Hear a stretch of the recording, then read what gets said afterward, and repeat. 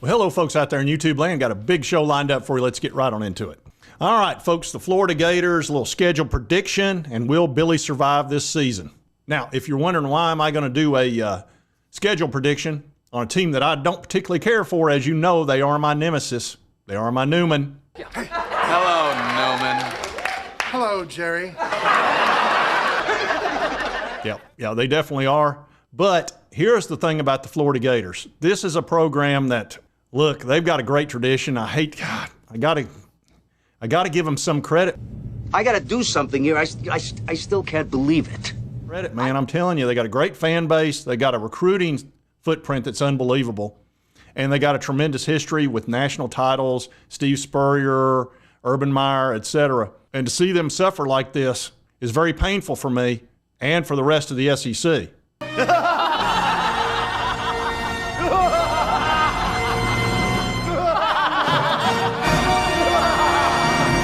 Okay, it's not that painful.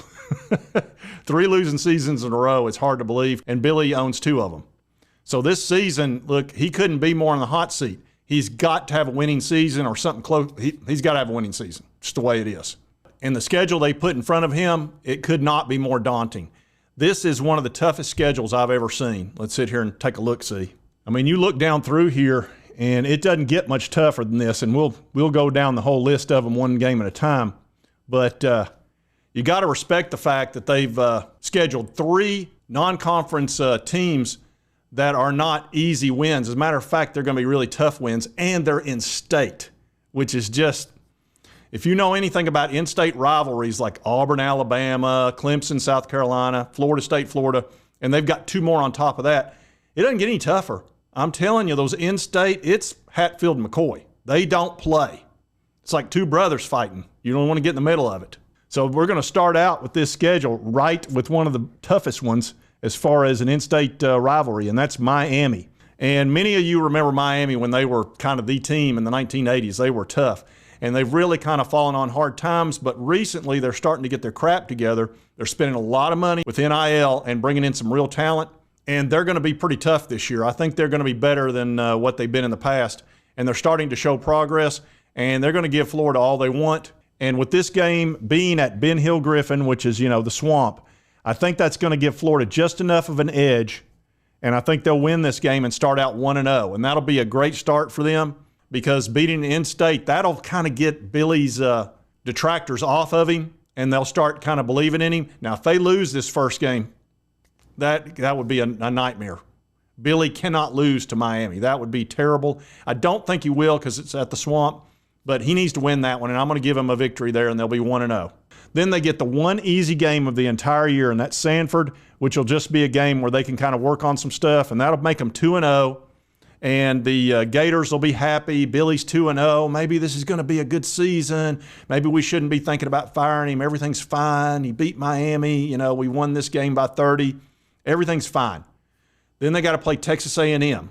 Now, they got to play them at the swamp. That's a huge advantage again. But I think Texas A&M is going to be pretty tough. They got Mike Elko as their new head coach. They got Connor Wagman coming back after an injury, and he's a darn good quarterback. I think Texas A&M will edge them here, and that's going to be a tough loss for them. That'll make them 2-1. But the next game, I think they can kind of get back on track. They're going to play Mississippi State, and that's Jeff Levy's new team, and I think they'll handle them even though it's at Mississippi State. They should win that, and that'll make them 3-1.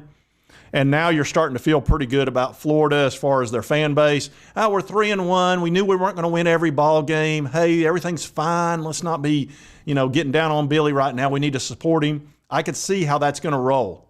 And then they get a week off, which will be fine because they're getting ready to play another in-state team that's darn good. And that's the UCF Knights with Gus Malzahn as the head coach.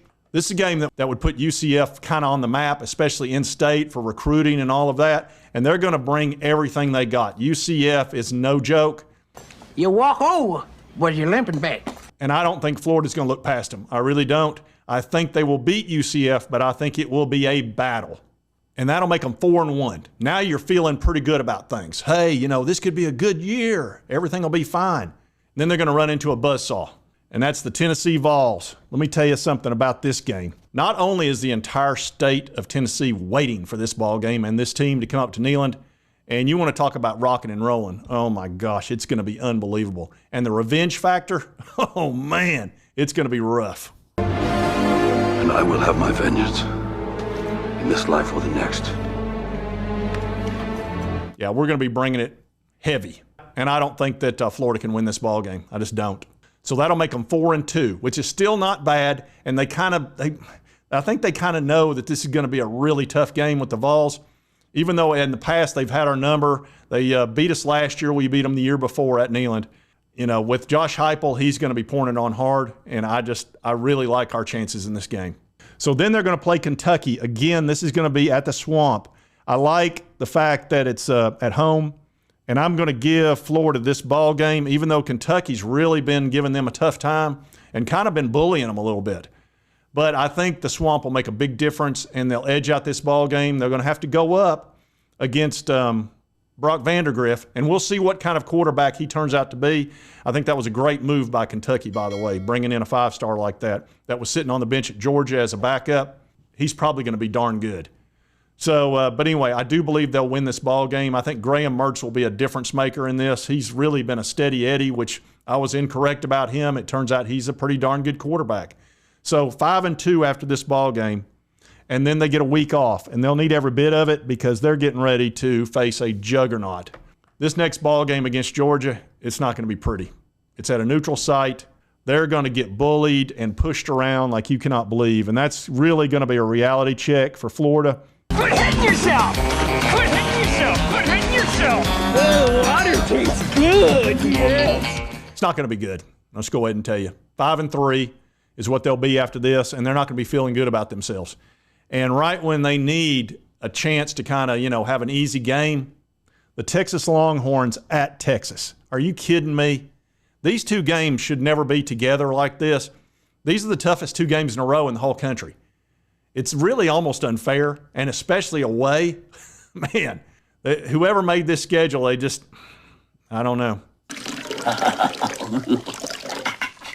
Doesn't get any more brutal than this, and Texas is going to make an example out of them, and now they're going to be 5-4 after this ball game, which leads us to the most important ball game of the year.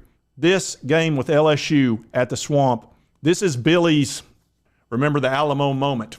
They've got to win this ball game. It is absolutely critical that they beat LSU. And they'll be at home. LSU's defense is not that good. I think they're going to find a way to win this game and kind of save Billy and keep him in the discussion to stay at Florida. If he loses this ball game, they're going to start looking for a coach. And the Boo Birds are going to be so loud, it'll be awful. They'll have lost 3 in a row, probably in bad fashion. They've got to beat LSU, and I think they're just going to pull it out. And that'll make them 6-4. Okay, then they've got Ole Miss coming to, again, the Swamp. The one positive of this schedule is there's so many games at home. But I don't believe they can beat Lane Kiffin. He's got a much improved defense. He's got a terrific quarterback. He's going to score points. He's going to out-scheme Billy. He's going to win this ball game. And that'll make them 6-5, which leads to the most important ball game of the year as far as the fan base is concerned, and that's playing the Florida State Seminoles. This game means everything to both these teams. It's bragging rights, it's pride, it's recruiting. Florida State's opportunity to say, look, we're just as good as teams in the SEC, and we got screwed last year out of the playoff, and we've been beaten up on Florida. This is a game I'm going to give Florida State because it's at home for Florida State, and that'll make Florida 6-6, which is a very tricky number for the administration, for the fan base. What do you do with a guy 6-6 who just went through this juggernaut of a schedule? The national media will be on you so hard if you fire him because they love doing crap like that. That's one of their little things that they like to do. And you got to come up with over $20 million, like $26 million to pay him off, which you're not going to want to do. So what do? Do you wait until the bowl game and see if he wins that? Then you're 7-6. You're feeling okay. Go out recruiting. Or do you let him go and then you've got to put an assistant in for the bowl game and try to get Lane Kiffin, who I think you can get. Lane at Florida would be a very good get, and you're just going to have to come up with a bunch of money. He's not going to leave Ole Miss unless you're going to give him a big raise, and it's going to have to be a lot of guaranteed money. It'd be money well spent. So anyway, I've got them at 6-6, and it's 50-50 on whether or not they fire him. It really is. It can go either way. And it's going to be an incredibly interesting story to watch. Or does he lose that LSU game? They go 5-7, and then you got to get rid of him.